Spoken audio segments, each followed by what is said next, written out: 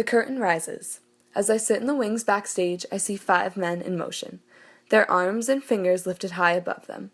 Suddenly, the 5 dancers clench their fists, hang their heads, and curl down close to the stage.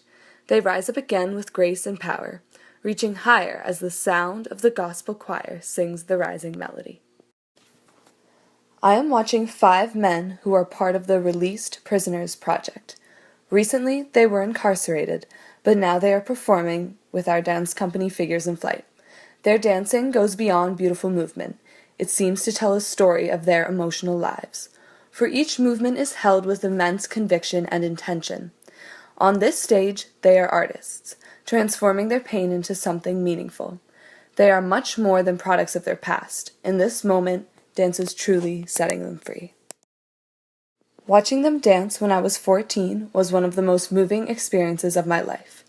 Their celebration of freedom through dance reminded me of the liberation that dance has always given me. I was a very emotional child and would often become frustrated because I didn't have the vocabulary to express what I was feeling. I am so grateful to my parents for enrolling me in my first dance class at age 4. There, I would listen carefully to my instructor. "Imagine you are surrounded by honey. Show me what that dance would look like," she would say. I danced with sweet, slow, liquid movements. My frustrations melted away because now I had a new language, a way to express myself without using words. A decade later, Susan Slotnick, founder of the Figures in Flight dance company, was teaching at Woodburn Correctional, a local prison in upstate New York. When she announced that several men were soon to be released and that she wanted us to collaborate with them, I was intrigued. I vividly remember our first rehearsal. I was looking at the reflection in the dance studio's mirror, thinking about the perceived differences between the released prisoners and our Figures in Flight dancers. On one side were 5 large men with jail in their background.